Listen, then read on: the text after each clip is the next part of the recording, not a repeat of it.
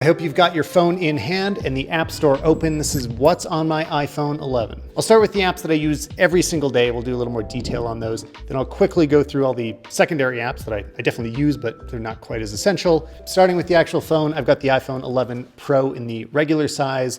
I choose the smaller one because it's just slightly easier to hold for photography, less likely to drop it. Speaking of dropping it, case on it is Casetify, which is our sponsor today. So what's literally on my iPhone is the Ultra Impact case. More on that later. And I should tell you for context, I run a photo and video production company with my wife. So a lot of the stuff surrounds content production, and that's what's most important to me.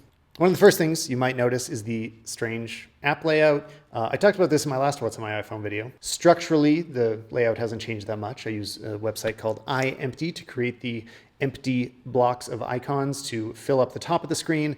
I really wish Apple would let us customize this. As phones got taller, it got a lot harder to reach the top of the screen, so the default should be the bottom. I use a pure black background because it looks awesome on OLED. I used to have a bit of a pattern, a subtle pattern in the black, but I found sometimes the icons wouldn't align with the pattern, so I just ditched it, so I didn't have to worry about that anymore. And the overall theory of how I lay things out is that anything that is outside of a folder, I want it to be an app that I access on a daily basis. That's actually really important to me and I'm constantly using. Everything else, I can shove it in folders and usually I'm gonna find those by searching for them, but I do some basic organization so I can still find them manually if I need to. And let's go through the apps one by one. 1Password is my password manager of choice. LastPass works just as well. Former sponsor of the show. I just want to say they're both good. I just already have 1Password completely set up, so that's what I stick to. Dropbox is a total backbone of our photo and video business. It's how we deliver everything to clients. It just works so easily. We've been using it for years. Pay for the pro version. It's totally worth it. The Notes app I use a lot. I do almost all of my writing inside of it. I don't really go to any other apps because it syncs so well with the desktop. It's extremely versatile, especially since they updated it. You can add photos, you can draw inside of it, you can really do anything you want. It's very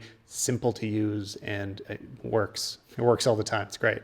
Another thing I experiment with sometimes is drafts, which is good for just quick and dirty writing and then sending it off somewhere. The Photos app, I access it all the time. You know what it is. It's very important to how we get things done. I will say that I don't use it to edit photos. The way that it does things is not as good as some of the other editing apps we'll use. I'll give a quick example, a photo from our iPhone 11 camera tests. If I say edit, check out what the exposure slider does. If I bring it up, instantly my skin is totally blown out. That does not look good. If you want to edit exposure on here, you should definitely always use brightness instead. It will do a better job, but still, third-party apps do a better job. I'm going to do more tests with these default editing tools, and I'll get back to you if I find ways to make them useful. But for now, well, you'll see what I use. Google Maps is my Maps app of choice. App. I find Apple Maps works well enough now too. I don't know. It's a habit. It's there. But now for real photo editing, I use VSCO for that. I've been using it forever. I did a pretty deep dive tutorial about how to edit your photos on iPhone. So I can't quite get into that now, but let's just take a quick look at what the exposure slider looks like here. Oh, look how nicely it preserves all the detail as you go up and down. A brightness slider should really respect the highlights and shadows of the image, mostly moving the midtones around and preserving all of the saturation and color detail. That's actually a theme I should touch on. I am very happy to pay for any of the apps that I use all the time. It can be painful to be nickel and dimed. I can't have every app on my phone start charging me every month, but when they work really well, I realize that these developers need to make a living. So I'm very happy to pay for a few key apps that really help me get my job done or just produce better content in my life. Next, the Reminders app. I'm actually just getting into this again now. It's had a huge update since iOS 13, so I'm going to try it out. Until very recently, I was using TICKTICK, which is just a very simple to-do app. I don't use any deeper project management stuff. I just kind of check things off a list and add things to my calendar. That's it. But yeah, Reminders. I'm excited about the new features. I guess check back in with me in a year if I'm still using it. Safari, I just put it somewhere easy to reach. Twitter, yes, I use the default Twitter app, which I don't mind at all. That's totally worked for me. I've been used to it for years. I've tried third-party apps. They just don't feel right to me. They don't feel like Twitter. I like that it always has support of all of the new features, like using a third-party app and then there's no polling available. That's a broken experience to me.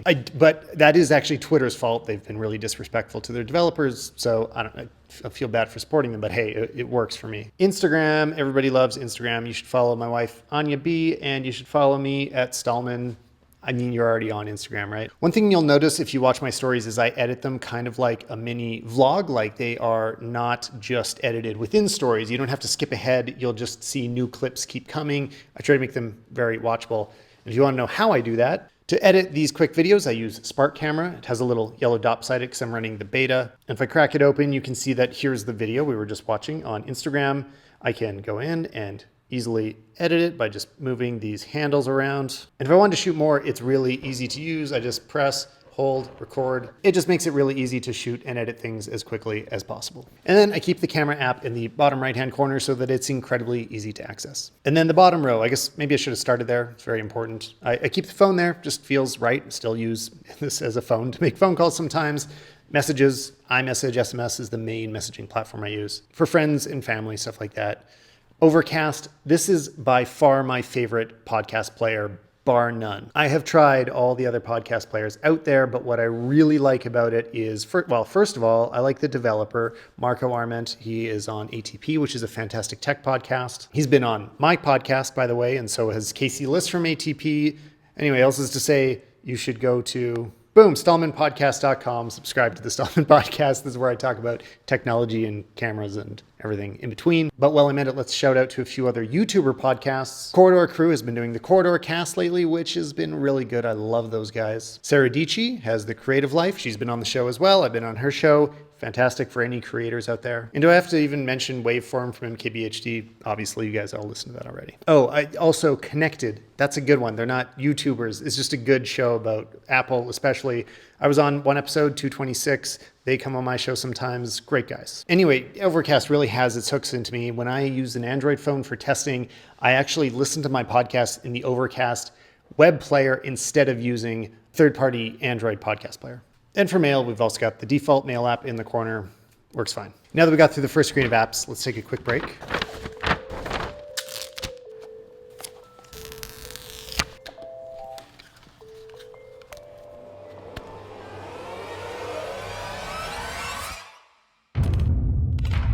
Casetify's new Ultra Impact case is ultra impact resistant. It's 3 times military grade. It can handle any of the drops that you are going to throw at it, which I hate dropping my phone. Like I don't want to do this. They asked me to do this to prove a point. This works incredibly well. I've been rocking one on my main phone since I got it, and unfortunately it's already been dropped a few times, but it's holding up great thanks to these rubber bumper pads that do a great job of shock absorption, and it should be capable of protecting a drop from at least 9.8 feet. Not bad. They also come in a million different design options. You can customize them, add your name to them, whatever you like. If you go buy one, use my discount code. There's also a link in the description below. Thanks to Casetify for supporting this video. All right, well, I'm gonna have to set this phone up later. For now, let's get back to my phone that I use on a regular basis. On to screen 2. So here's where I keep all my folders. You can see they are organized in somewhat of a logical way, and then things that I need to access regularly are near the bottom of the screen. We'll start with those key apps. Settings, kind of obvious. Actually, maybe I should go back a second and just explain why do I have the default camera app here on the homepage instead of one of the third-party apps that can shoot RAW or have more manual exposure controls. I like the camera app because it just works fine most of the time. There are other great apps that do a very good job, and I have them and I use them, but most of the time I just shoot into HEIC, which if you go to settings and you go to formats, that is the high efficiency. That's what I like to shoot in. Because I find that RAW only has advantages in really specific shooting conditions, especially low light. But even then, now with night mode, it's not the same. Basically, if I need a really high quality photo, I pull out my big camera. If you are not like that, if you shoot everything on your phone, then it might be different for you. So I still will show you some good camera apps. Then I've got Everyday, which, well, if I open it right now, actually I don't have any photos in it because I've been reusing it on the new phone. Those are still in the old phone. I gotta move them over. Basically, it reminds you to take a photo every day. It can be of yourself or of someone else. I mean, it's especially interesting of kids, but I've been shooting them of myself for years now. I don't really know why. I like them. It's because of Noah Kalina. He did this a long time ago, and he actually helped develop this app. So I keep it there, try to keep using it.